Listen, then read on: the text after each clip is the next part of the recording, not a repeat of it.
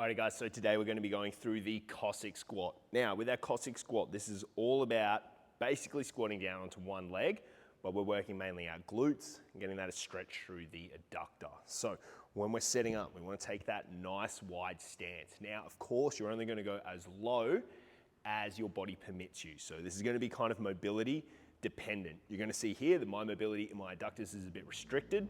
That's fine. Some of the other restrictions also might be ankle mobility. So once we set up, we want to have that nice wide stance. As we start to come down, you're going to notice we're bending the leg, but the straight leg, we want to come up and open that foot onto the heel.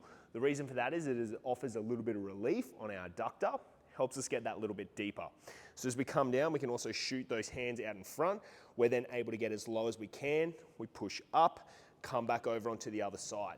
Now you're going to either feel that stretch through adductor or that big glute starting to work as well, so our glute max. Now, one of the things we want to watch out is as we're coming down, so if I'm coming down onto the side, I'm driving that knee forward, but if my heel starts to raise because I'm tight in the ankle, our calves are tight, our Achilles are tight, so the ankle mobility is lacking, then we don't want to go any further as well, okay? So we want to make sure that as we come down, this grounded foot, we're keeping that heel locked down and in place. We're not letting it pop up, all right?